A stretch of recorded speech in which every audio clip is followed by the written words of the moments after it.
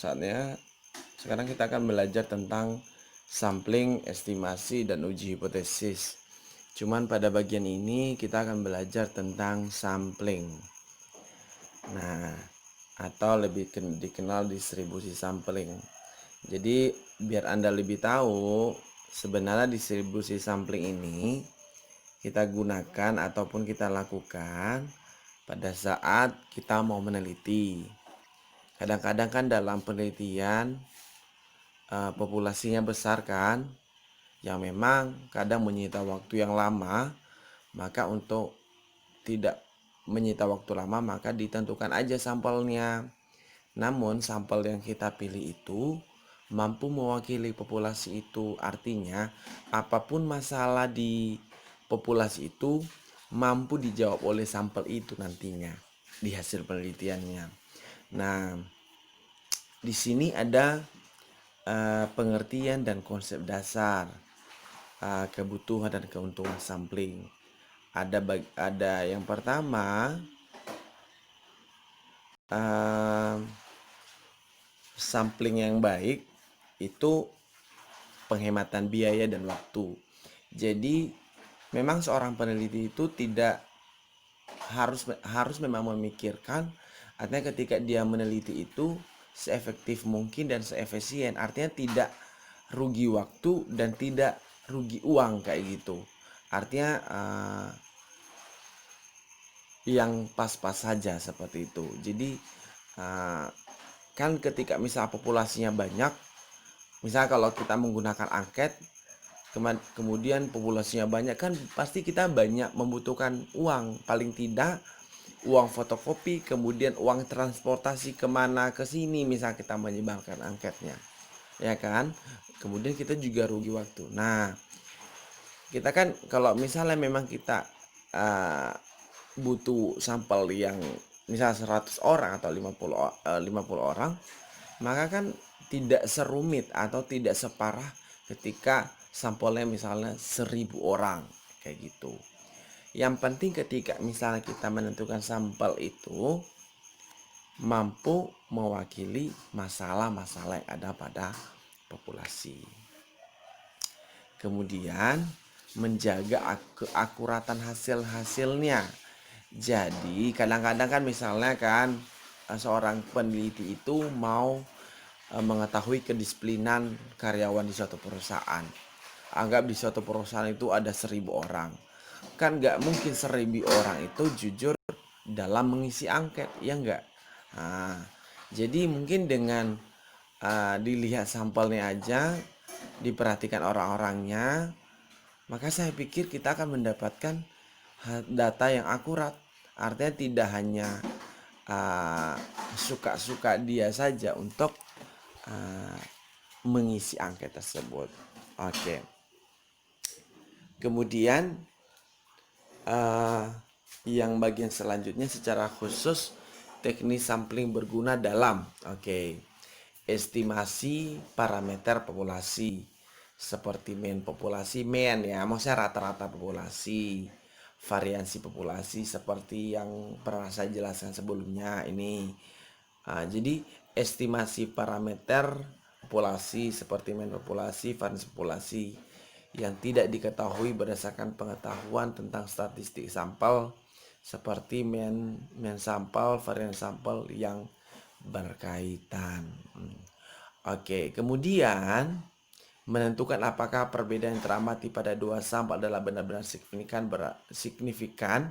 atau berarti, atau karena variasi yang kebetulan sifatnya. Jadi kita akan mengetahui apakah memang benar-benar sangat signifikan perbedaan. Misal kita mau mengetahui perbedaan misal kelas A, kelas B, atau perusahaan ini, perusahaan A dan perusahaan B. Apakah memang sangat signifikan perbedaannya atau memang variasi yang kebetulan sifatnya sama seperti itu. Nah, di sini dalam pengambilan sampel itu kan ada banyak ya. Ada banyak cara. Nah, di sini ada sampling acak, random sampling. Jadi misalnya kita mau meneliti, maka kita ngambil data itu secara acak. Masa kita ngambil sampel itu secara acak. Misalnya seperti yang saya jelaskan tadi, ada 1.000 orang karyawan kan, ada 1.000 orang. Maka kita ambil secara acak. Ambil ini, ambil ini, ambil ini. Misalnya A sampai Z gitu kan. Jadi saya boleh ngambil A, saya boleh ngambil C, saya boleh ngambil D, seperti nggak mesti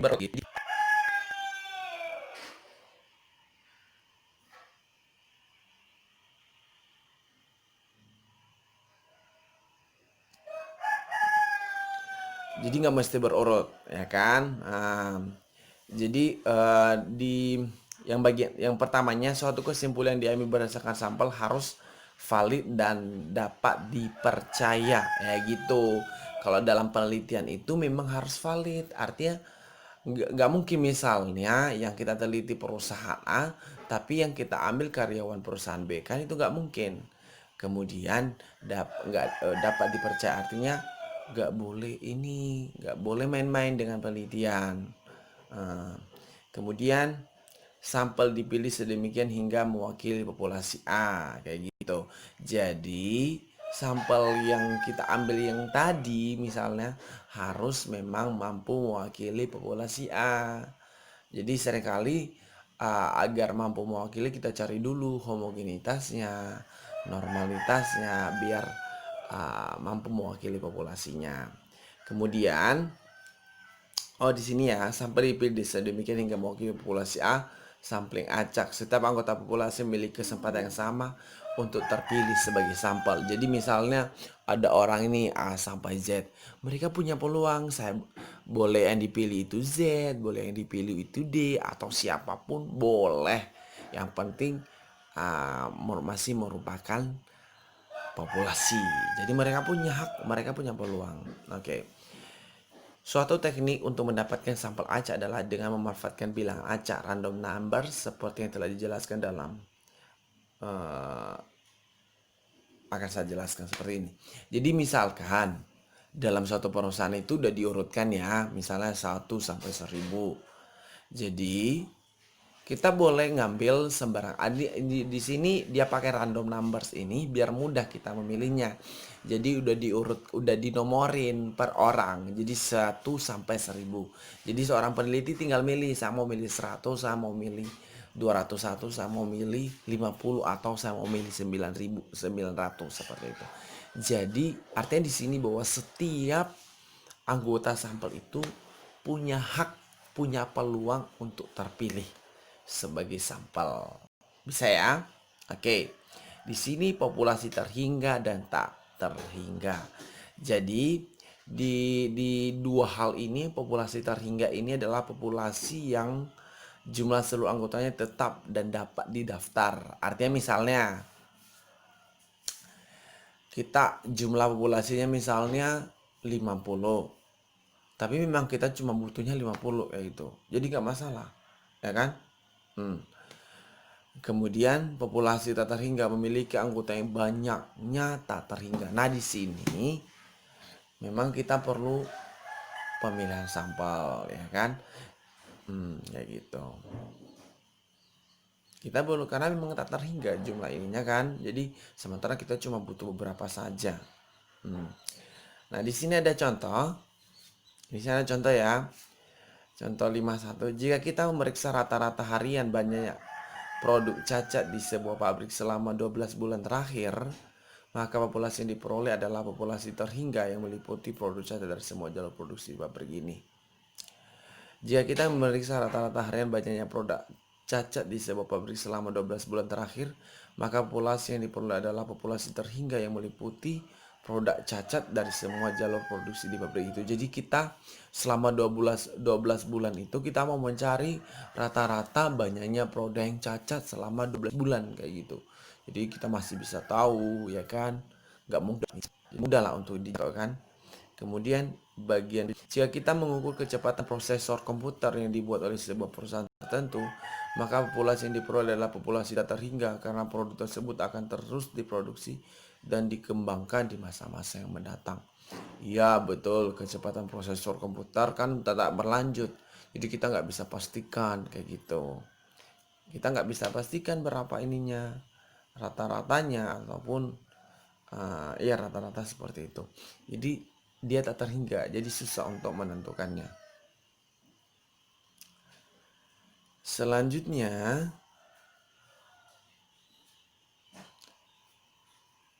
di sini ada sampling dengan dan tanpa pergantian. Nah, ingat ya, ada beberapa cara untuk pengambilan sampel. Nah, ini sampling dengan dan tanpa pergantian. Ini sampling di mana setiap anggota sebuah populasi bisa terpilih lebih dari sekali. Lebih dari sekali. Terpilih kembali setelah pilih sebelumnya. Jadi, kalau yang acak tadi kan memang mereka punya peluang cuma sekali. Di sini dia punya peluang bisa lebih dari sekali kayak gitu. Sampling di mana setiap anggota sebuah populasi bisa terpilih lebih dari sekali, atau disebut sampling dengan pergantian.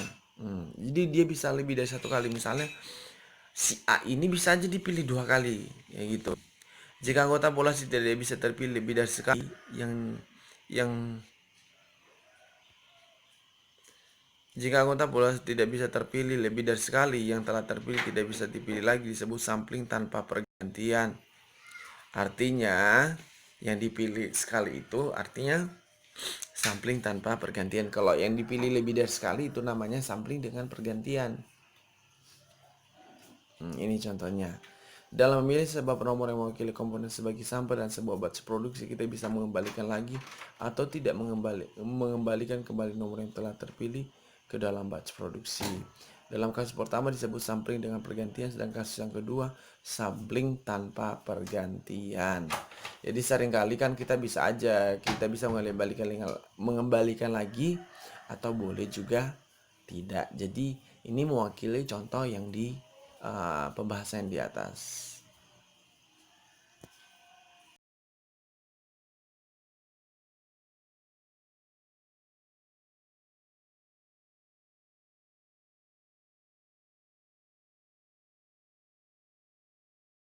Contoh di sini ada contoh 53, di mana suatu populasi terdiri ada atas 5 hasil pengukuran bernilai 2, 3, 6, 8, 11.